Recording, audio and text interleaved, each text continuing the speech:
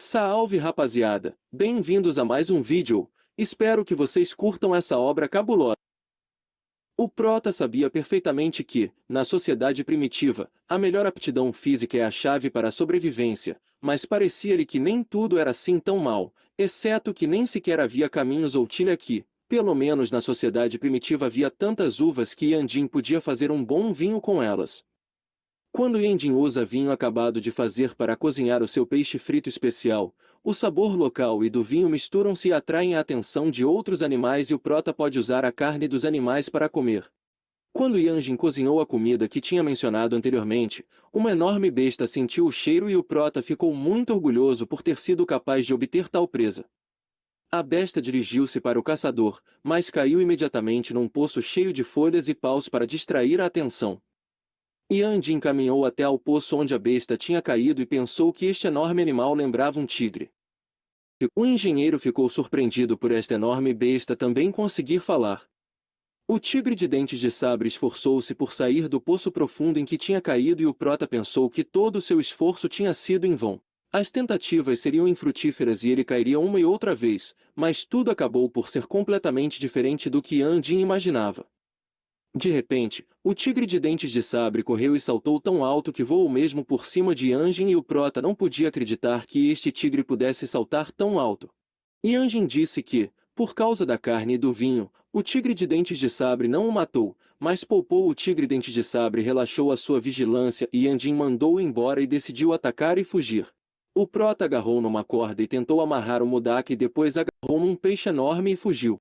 O tigre respondeu em cima dele no momento em que o tigre de dentes de sabre voava pelo ar, numa espécie de um golpe de misericórdia. O tigre respondeu que Yandin devia tentar e saltou em direção a ele. No momento em que o tigre dente de sabre voava pelo ar num salto, Yandin já tinha conseguido saltar do penhasco juntamente com o peixe. Yandin voou com as suas próprias asas e sorriu com a sua vitória. Finalmente Yandin gritou que o tigre dentes de sabre não devia ter acreditado nele quando disse que podia voar quando Prota, para grande pesar do tigre dentes de sabre, voou para longe. A Mudaka finalmente assumiu uma aparência diferente e transformou-se numa humana. Ela era uma moça jovem e bonita. Ela observou com raiva Yandin a fugir e pensou que da próxima vez não perderia tal oportunidade e iria definitivamente apanhar. Um exército de pessoas chegou à moça em dois enormes tigres. Animais com 3 pares de olhos. O Mudaka deu-lhes ordem para pararem e eles pararam. Então a moça tirou uma corda semelhante a uma videira e enganchou-a numa árvore e depois voando no ar aterrou num ramo dessa árvore. Com um salto a rapariga começou a observar uma povoação e perguntou à sua gente que tipo de lugar era aquele. Uma das pessoas respondeu que era apenas um pequeno clã Yan. A moça lutou durante algum tempo e depois informou toda a gente que iam para o clã Yan imediatamente. Yandin finalmente regressou ao seu clã Yan. Ficou de pé e olhou para o céu, para os pássaros que voavam, para o desconto de um peixe enorme que estava ali perto e, de repente, um rinoceronte enorme com 3 pares de olhos aproximou-se do Prota. E Yandin examinou cuidadosamente o animal e perguntou-se de onde teria vindo este rinoceronte. A tribo de Yandin, juntamente com Yankai, veio pessoalmente realizar a cerimônia do despertar. Então, o Prota ouviu acidentalmente um dos membros do seu clã perguntar àquele que contou tudo a Yandin por que aquele o fez, uma vez que Yandin ainda não é assim tão velho. Alguém na multidão disse que isto era exatamente o que se esperaria do neto do ancião Ryui, Yan Ryui. Todos pensaram que desta vez o despertar ainda iria acontecer. As pessoas estavam confusas porque o grande chifre de veado era bastante forte. Depois ouviram-se novamente vozes da multidão. Desta vez alguém disse que Yan Rui tinha sido criado por um grande ancião desde a infância, por isso provavelmente até se poderia tornar um. O seu Digulu e Jin ficaram atrás da multidão e pensaram que tipo de valor tem este chifre de veado? Qual é a grande força deste gordo que o apanhou? Passado algum tempo, o neto do segundo ancião, Yan Yang, apareceu e trouxe a cabra de chifres grandes derrotada. Toda a gente se aglomerou à volta e começou a discutir violentamente o que tinha acontecido e a dizer que nem 2 ou mesmo 3 pessoas eram capazes de apanhar a cabra de chifres grandes. Mas toda a gente percebeu perfeitamente que Yan Yang, o neto do segundo ancião, não era nem de perto nem de longe inferior nas suas capacidades ao neto do primeiro ancião, Yan Rui.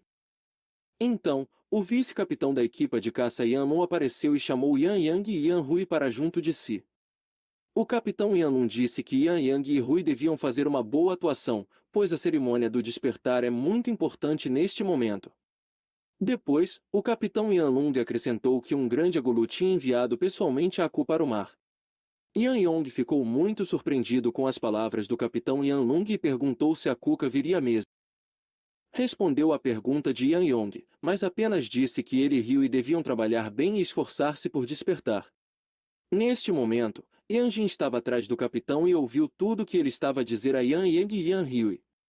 O capitão Yanlong aproximou-se de Yan Jin e deu-lhe uma palmadinha no ombro e depois disse que Yan Jin tem um pai muito poderoso, que nunca caçou, mas que as ferramentas de pedra que faz são, sem dúvida, as melhores.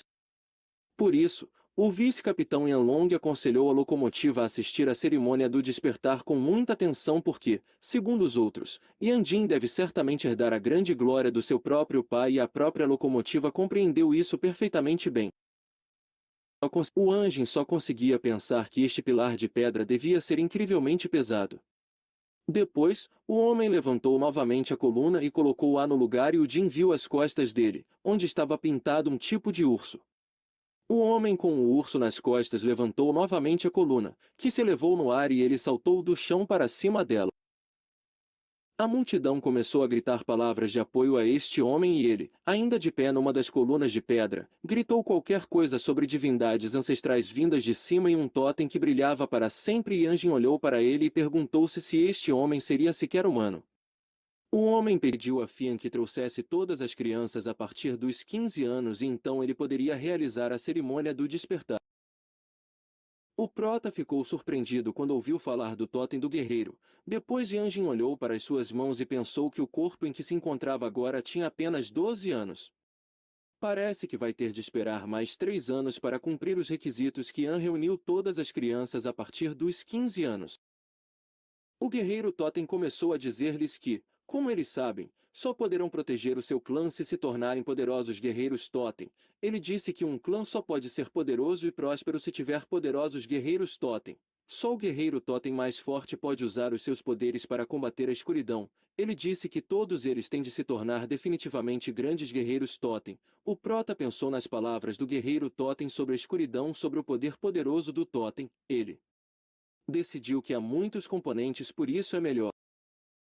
O guerreiro totem disse que o totem deste clã Yan é o fogo. O guerreiro disse que iria direcionar o poder do fogo para o totem de modo a ajudar todas estas pessoas a despertar. Se o despertar for bem sucedido de acordo com o guerreiro totem, sinais especiais devem aparecer nos corpos das pessoas. O guerreiro totem disse que realmente espera que entre todas estas pessoas haja pelo menos uma pessoa que seja capaz de despertar isto. De acordo com ele, é a única maneira de eles se tornarem guerreiros.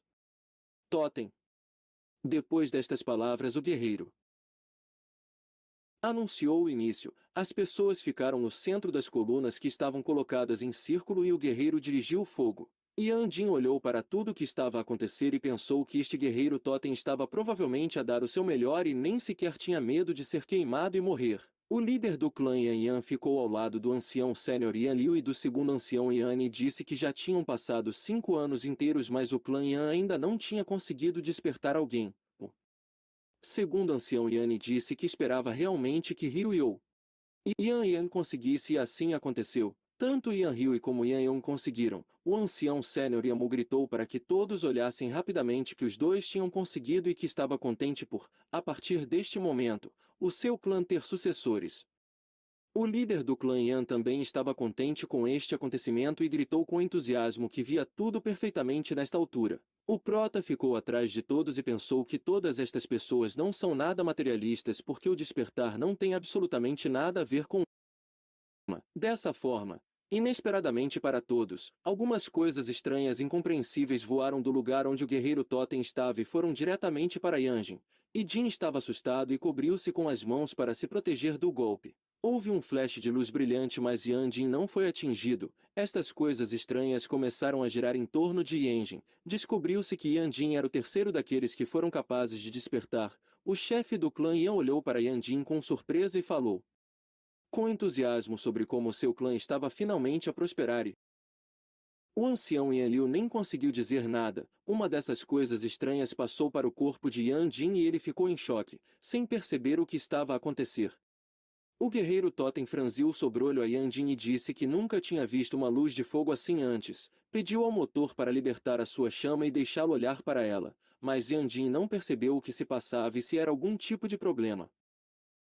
Os que conseguiram despertar, e que Yandin devia fazer o mesmo que eles, controlar as forças do Totem e depois libertar a sua chama. Yandin coçou a cabeça e disse que não sabia como fazer. Depois disso, um ancião interveio na conversa e disse ao guerreiro Totem que Yandin era apenas uma criança de 12 anos, que ainda não tinha atingido a idade necessária para despertar e que, por isso, não podia fazer nada do que o guerreiro Totem lhe pedia. O chefe do clã disse que Yandin tinha acabado de libertar a chama e que devia tentar fazê-lo de novo, pois assim teria sucesso e Jin concordou em tentar. Concentrou-se, fechou os olhos e tentou limpar a mente. Depois, o motor abriu os olhos, mas deu por si num local que não lhe era familiar. Ouviu um som estranho, mas não conseguiu perceber que tipo de som era e de onde vinha. O guerreiro Totem perguntou-lhe se conseguia sentir as chamas e Jin respondeu que não sentia nada. Então, o chefe do clã das formigas interveio e agarrou Jin pelo colarinho e começou a gritar que aquilo não podia ser, porque eles viam tudo perfeitamente com os seus próprios olhos, mas Jin continuava a insistir que não sentia nada.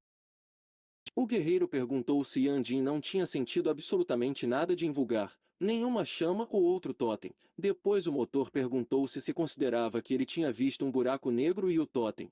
O guerreiro do totem perguntou a Yandin o que era um buraco negro. Anjin tentou explicar o mais claramente possível, que um buraco negro é algo que pode absorver qualquer coisa. Yan Yang olhou para Yandin com uma cara carrancuda e perguntou de que outro buraco negro ele estava a falar. Perguntou com certeza se Yandin tinha sentido alguma coisa e expressou a sua expressão duvidosa. Annie Hyui, que estava atrás de Yan Yang, disse que provavelmente era verdade que Yandin não tinha acordado e que tudo o que tinha acontecido recentemente provavelmente tinha acontecido por acidente. Depois, outras pessoas que estavam por perto e que ouviram toda a conversa também expressaram as suas dúvidas sobre o despertar de Yandin. Algumas das pessoas disseram que nunca tinham ouvido falar de chamas azuis antes, por isso o despertar de Yandin levanta algumas dúvidas. O ancião Yanliu dirigiu-se ao chefe do clã e disse que a chama no corpo de Yandin era muito estranha e perguntou à águila se poderia estar de alguma forma relacionada com a escuridão. O segundo ancião, Yanni, interveio e disse que Yandin estava a falar de uma espécie de buraco negro, por isso, segundo Yanni, Yandin está definitivamente ligado à escuridão. O clã virou-se para o Uka, o guerreiro Totem, e disse que eram muito ignorantes e pediu-lhe que os guiasse no verdadeiro caminho da iluminação. Fuka franziu o rosto com raiva e disse que nunca tinha estado numa situação destas em toda a sua vida, mas que se tivesse alguma coisa a ver com a escuridão, então teriam de tomar medidas. O Prota, que ouviu todas as suas palavras, começou a garantir a todos que não tinha visto absolutamente nada e que não havia nenhum buraco negro e que podiam acreditar nele se quisessem ou podiam não acreditar. O motor disse então que estava na hora de se ir embora e estava prestes a partir, mas Hugo ordenou-lhe que ficasse quieto e, balançando a mão para Yandin, saltou para junto dele e quis bater-lhe, mas de repente alguém ordenou ao Uka que parasse e ele não teve tempo de bater em Yandin. A sua mão congelou mesmo ao lado da sua cara. O tigre de dentes de sabre dirigia-se lentamente para a multidão. Yandin olhou para o Mudaka com não conseguia perceber por que é que este tigre dentes de sabre lhe parecia tão familiar quando Mudaka tomou a forma de um humano e se transformou numa moça. Yanjin gritou que provavelmente era um demônio e saltou para cima do totem guerreiro. Esta rapariga era o Mudaka da tribo Kingman King. Aproximou-se de Yanjin, que ainda tinha medo dela, e disse que finalmente se tinham encontrado de novo. O velho feiticeiro disse que este fogo invisível é como um peixe não pescado ou uma terra inatingível. Depois, o velho disse que a profecia sobre o homem escolhido estava finalmente a começar a realizar-se. O rapaz que estava por perto perguntou como era possível que o escolhido estivesse realmente nesta pequena e remota tribo de Yan. O velho feiticeiro não lhe respondeu, apenas se levantou e disse que tinham mesmo de ir agora. Ficou à frente de Yandin e olhou-o com atenção. Depois, a guerreira Totem disse que Yan é uma criança muito estranha e pediu aos Mudaka que os livrassem de Yanjin. Yanjin lhe perguntou-lhe como se chamava e Jin apresentou-se, e a moça perguntou-lhe se ele sabia quem ela era.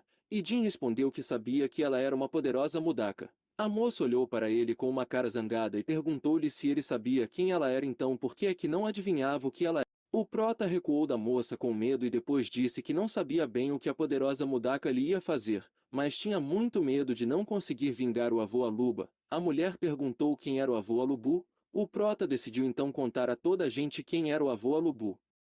Yunjin disse que o avô Alubu é uma pessoa muito bondosa que vive nas montanhas.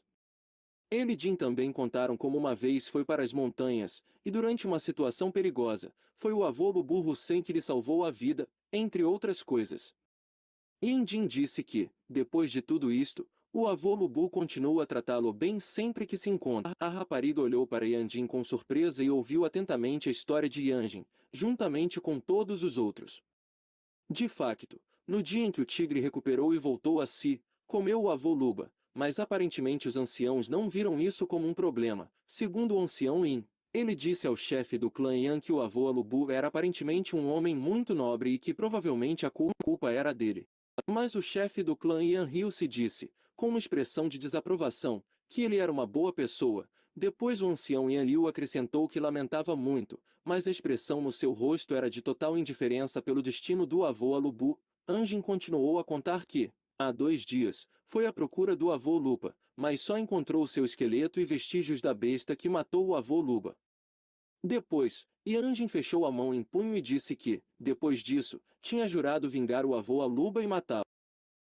Este tigre branco sedento de sangue, o chefe do clã disse que estava certo e que Yanjin devia vingar-se das feras pela morte do avô Alubu, e o ancião Eliu acrescentou que o chefe do clã Yan tinha mesmo razão e que o prota devia. A mulher olhou primeiro para o chefe do clã Yan e para o ancião Yan Liu e depois voltou o seu olhar para Yanjin e perguntou-lhe se a razão pela qual ele a tinha atacado era porque estava a tentar vingar a morte do avô Lubu. O ancião ficou chocado com o que ouviu e perguntou-se como era possível que Yanjin tivesse realmente atacado o grande Nodaka. O ancião Yan Liu também ficou chocado com as suas palavras para o Mudaka. Então o chefe do clã caiu de joelhos e disse que o seu clã estava condenado porque Yanjin atacou-o. Um dos presentes disse que nunca poderia imaginar que esta criança atacaria o grande Nodaka. Outro respondeu que o castigo por atacar o grande Mudaka é a morte. Mas não só Yanjin morrerá, mas todo o clã será destruído com ele. Jin olhou para grande Nodaka e disse que lamentava muito ter cometido um erro imperdoável e atacado a Mudaka, porque a questão é que ela é muito parecida com o tigre responsável pela morte do avô Lubu. Além disso, Yanjin disse que se considera um herói e que, por isso, não dará desculpas pelas suas ações, mas primeiro tinha um pequeno pedido a fazer a Mudaka e Jin pediu à moça que perdoasse o seu clã. O ancião Yan pôs-se atrás do chefe do clã e, com lágrimas nos olhos, disse que esta criança parecia ter realmente crescido. O ancião acrescentou que nunca poderia ter imaginado que Yanjin pudesse ser tão corajoso e valente numa idade tão jovem. Que poderia ser considerada má se castigasse todos os que eram considerados heróis. A moça disse que era tudo maravilhoso e que estava muito orgulhosa do clã e por ter heróis como Yanjin. Yanjin olhou para a mulher com uma surpresa indisfarçável. O chefe do clã e deu um suspiro de alívio. A Mudaka disse que não só não iria castigar Yanjin, como também lhe daria uma recompensa. Ele iria passar pela cerimônia do Dalu eterno. Yanjin perguntou o que era a cerimônia do Dalu. Todos na multidão ficaram muito surpreendidos e sussurraram algo, e o chefe do clã gritou com entusiasmo que a Mudaka queria que um membro do seu clã, Yanjin.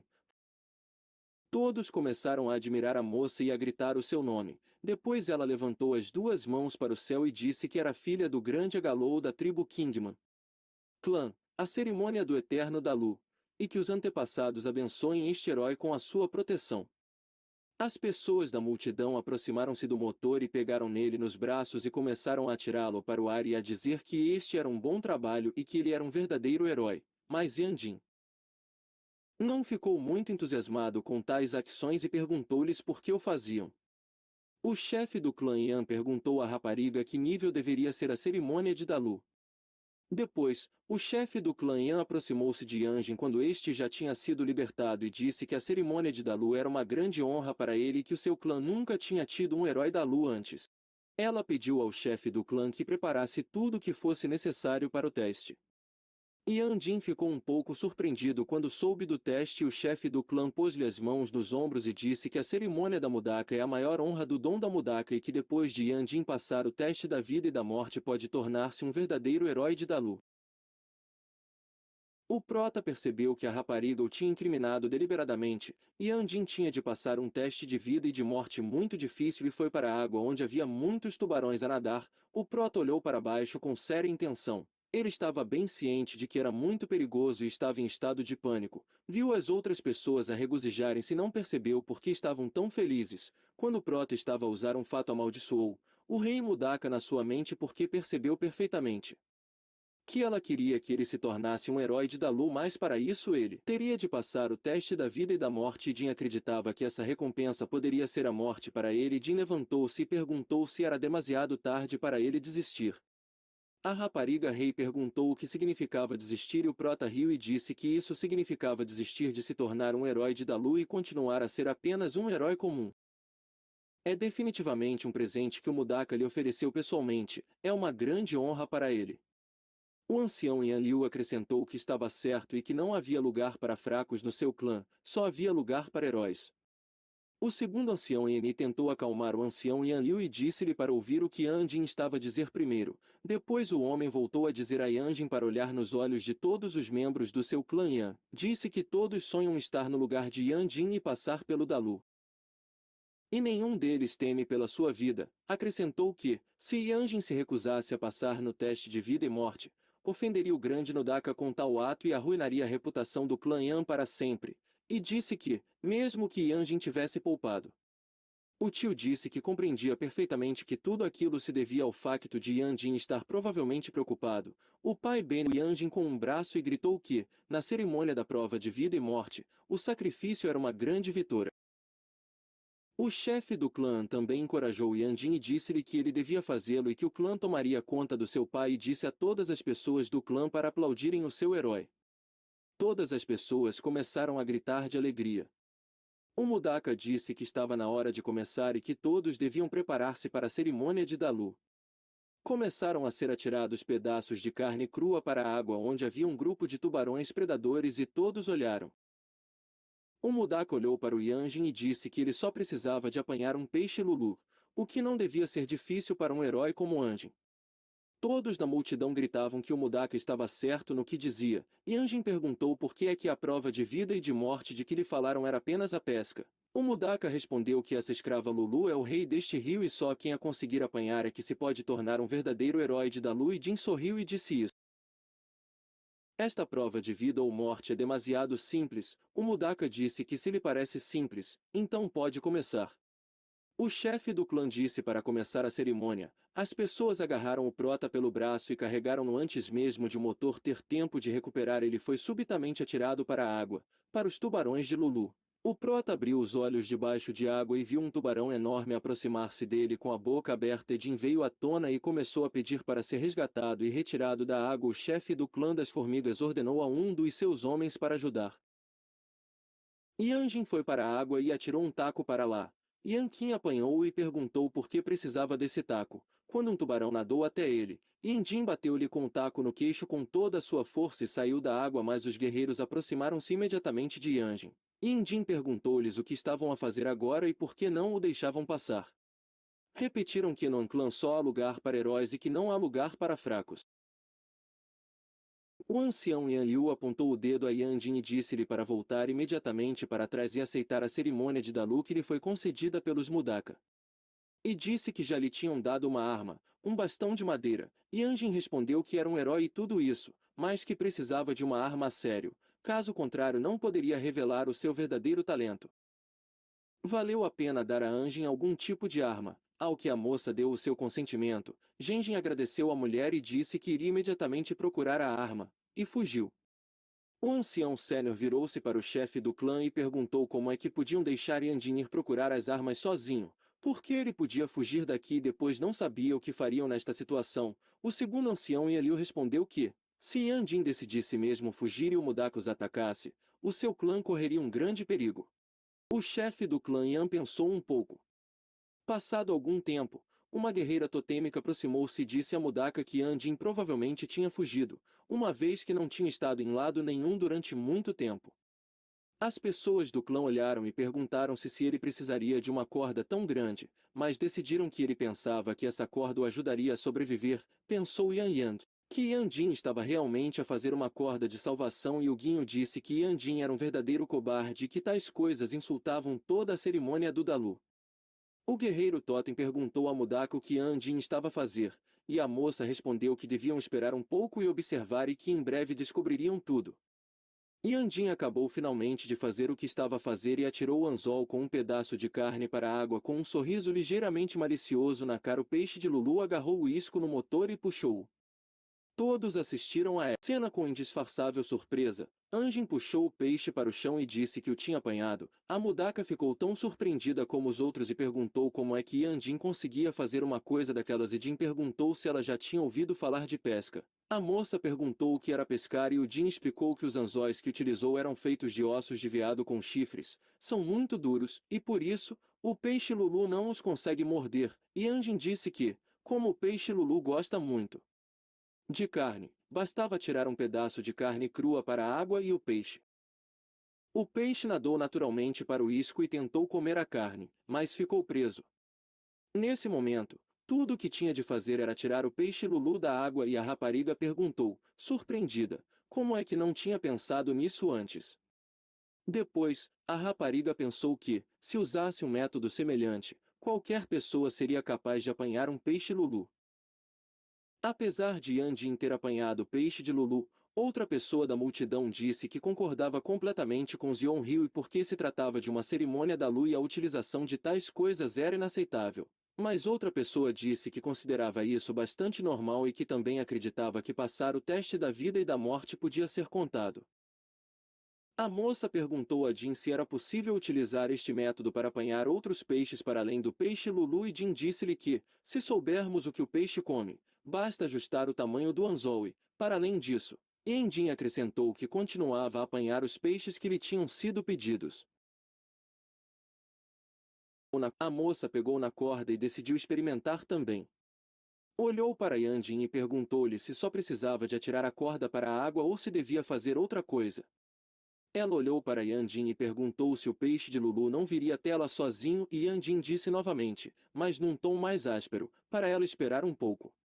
A moça franziu o sobrolho e perguntou quanto tempo ainda tinha de esperar e Yandin gritou-lhe para puxar a corda rapidamente. Ela estava a arrastar os pés e Yandin dizia-lhe para puxar o mais depressa possível. Finalmente, depois de muito esforço, a mulher tirou finalmente o peixe Lulu da água. O chefe do clã ficou a olhar para tudo isto sem compreender nada e o guerreiro Totem estava ao seu lado e também não percebia nada. A mulher estava jubilosa e gritava que aquilo era apenas uma espécie de loucura. Ela estava contente por ter conseguido apanhar o peixe rei Lulu e Jin felicitou a ela por ter apanhado um peixe tão especial. O velho da montanha e o seu homem continuavam a observar tudo à distância. O velho disse que era exatamente este lugar e que a previsão tinha finalmente começado a realizar-se, uma vez que o peixe esquivo tinha sido apanhado. A multidão pôs-se de pé e olhou para o enorme peixe-rei Lulu deitado no chão e Jin perguntou se o peixe-rei Lulu era mesmo assim porque parece que já tinha visto um peixe semelhante em algures. Quando decidiram deitar fogo a este peixe Jin ficou surpreendido por este peixe não ser um peixe normal. O guerreiro Totem confirmou que se tratava de um peixe Lulu, uma vez que não tinha medo do fogo, e contou o facto a Mudaka. A moça disse que isso era muito bom, uma vez que a procura de monstros é um passo muito importante na luta pela Terra da Profecia. Por isso parece que a tribo Kingman já está a liderar. O guerreiro Totem perguntou o que o Mudaka queria dizer. Ela disse que esta é a mesma profecia, derrotar os monstros e entrar na Terra da Profecia. O guerreiro Totem disse que nunca ninguém tinha cumprido esta profecia antes.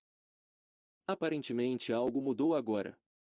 De repente ouviu-se uma voz a dizer que a profecia tinha finalmente começado a realizar-se. O guerreiro Totem perguntou quem tinha vindo. Todos começaram a esperar com medo o que iria acontecer agora e disseram ao velho para não se aproximar. Foi o velho da montanha que veio. E o velho suprimiu os guerreiros com a sua força e todos perceberam imediatamente que ele era um feiticeiro. O Mudaka ficou surpreendido que o poder do feiticeiro fosse tão esmagador. O guerreiro Totem estava a preparar-se para atacar e disse ao Mudaka para ter cuidado, mas a feiticeira suprimiu a sua força e o guerreiro Totem não conseguiu sequer mexer-se.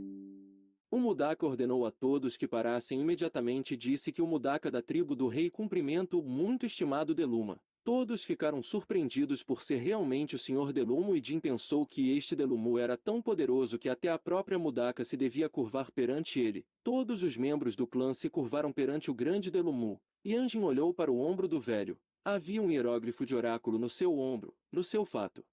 E isto causou confusão em Yanjin. Yanjin pensou que este velho era provavelmente um verdadeiro feiticeiro. O Mudaka perguntou ao velho que trouxe Vladika de Luma até aqui. Delumu olhou para o peixe que tinha apanhado e disse que era muito bom apanhar um peixe assim. Depois disse que tinha vindo aqui para lhes dar uma oportunidade. Mudaka perguntou que oportunidade. Delumu disse que decidiu dar-lhes uma oportunidade de participar na prova das montanhas e dos mares. Os membros do clã ficaram seriamente surpreendidos com isto. Depois Yanjin lembrou-se desta prova das montanhas e dos mares e lembrou-se que este peixe Lulu é exatamente um demônio do catálogo de montanhas e mares XY11 e que a sua descrição é exatamente a mesma. E Jin também se apercebeu que o símbolo no ombro do feiticeiro é um símbolo lendário do catálogo de montanhas e mares e perguntou-se se o catálogo de montanhas e mares poderia ter existido muito antes da civilização. Muito obrigado por acompanhar até aqui. Deixem nos comentários se gostaram e se querem a continuação. Se inscreva no canal para acompanhar belas obras todos os dias.